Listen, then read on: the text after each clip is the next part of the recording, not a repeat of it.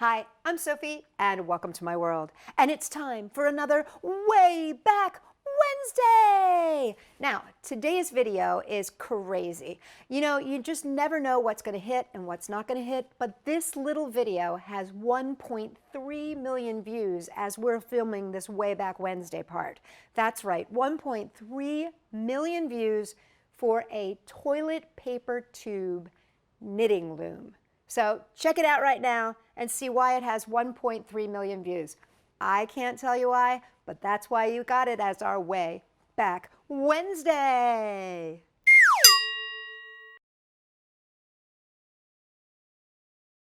Hi, I'm Sophie, and welcome to my world.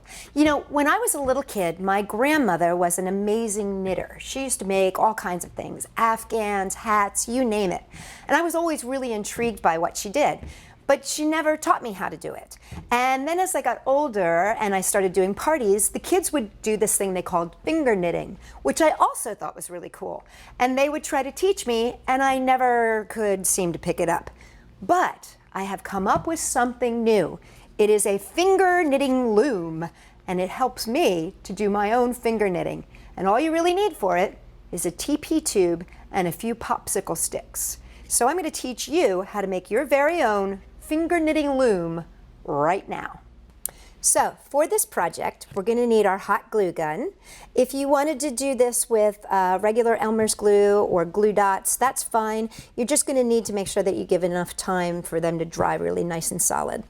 We're going to need some scissors. We're going to need 4 popsicle sticks, a couple rubber bands, a TP tube, and of course, some yarn. I love this yarn because it changes colors. So I've got color changing yarn here. So the first thing I'm going to do is make my loom. And to make my loom, all I'm going to do is take one of these fabulous popsicle sticks and glue it with about a tip of a finger over. So that's about an inch right there at the top there. So I'm just going to take a line of glue and I'm just going to glue it right down TP tube, leaving 1 inch at the top there, between 3/4 and 1 inch. It's up to you. Okay, now I'm going to flip it over, and directly across from it, on the opposite side, I'm going to glue another popsicle stick. And again, I'm going to leave about an inch at the top. Now I'm going to give another 1/4 turn here, and I'm going to place my 3rd popsicle stick right in the middle there. And I leave 1 inch above. And flip it over, and a final, directly across from the orange, and I place the green popsicle stick with 1 inch up. There we go. And there's my loom. Now, I'm going to take a rubber band, and I'm going to place it at the bottom, just like that. I've wrapped it around twice because this is a pretty big rubber band. This is going to be my yarn holder. And so this is not like super important. If you don't have this, don't get too upset. But if you've got one, it's great because it's going to help to hold the yarn. All right, I'm going to take my yarn and spool out a little bit of it here. And the first thing I'm going to do is take the one end and I'm going to drop it down in through the toilet paper tube so that it comes out the bottom. There we go. And I'm going to give myself some extra here. See this? I'm going to give myself at least, 2 lengths, 2 TP tube lengths. And I'm just going to take it, place it underneath the rubber band, and just pull it up. So I've got a little bit extra here. See that? That's probably about a length of a TP tube, just hanging off like a tail. Okay, now here's the one little tricky part. It's getting this to go the right way. So what you want to do is start with 1 peg, whichever peg you want. I'm going to start with the orange one here. And you go to the left of the peg and wrap it around so that it is going counterclockwise. So I'm starting to the left side of the peg, I wrap it around the front, and then I bring it behind. Now, what I'm going to do is come to the front of the purple, excuse me, to the back of the purple and wrap it around the front of the purple. To the back of the green, around the green. To the back of the red, around the red. Okay, so let's do that one more time just because this is the confusing part. Once you get this, it gets really simple. So start to the left of your orange, wrap it around the front of the orange, bring it behind and to the left side. See, that's your left of your purple. Wrap it around the purple. Bring it behind to the left side of the green. Wrap it around the front of the green. To the left side of the red. Wrap it around the red. And now you're ready to weave. Okay, so if you look at this, can you see that? See how it goes? Baroop, baroop, baroop. It kind of makes like a picture frame. All right, now we're going to start to weave. What I'm going to do, and this is the reason why I left a little extra here, is I'm going to pull this so it's a little bit slack. See that little bit of slack? I pulled that so it's a little slack. Now what I'm going to do is I'm going to take my weaving string. I place it on top of my orange string that I started. And I'm going to pull this string up and over. Now, once I've done that, I can pull this taunt down here. So I just pulled that tail now.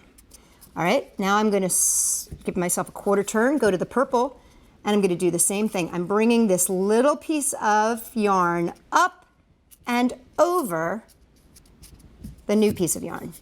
Again, up and over. And in front here, up and over. And I continue with this technique. Up and over, up and over, up and over. Now, you always want to make sure you go in front. Don't go behind, always go in front. And up and over, and up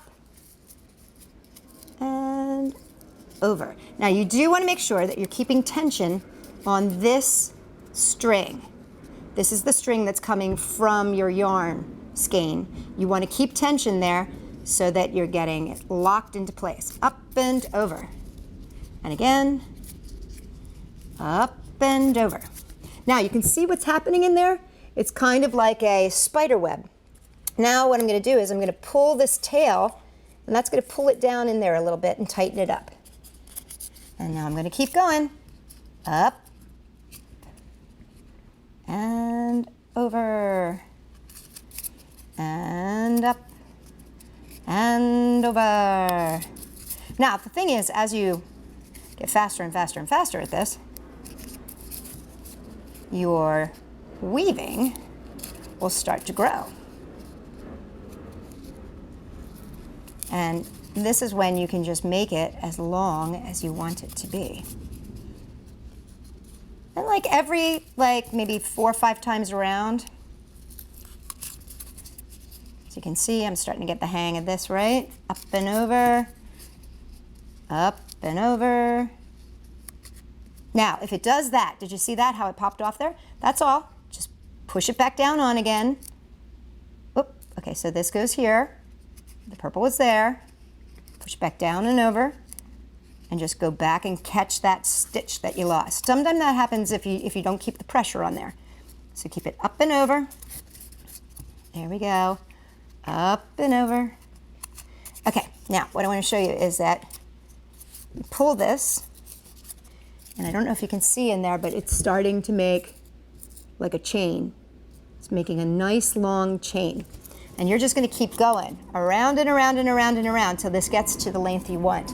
Now, I've got mine here that I've been working on before.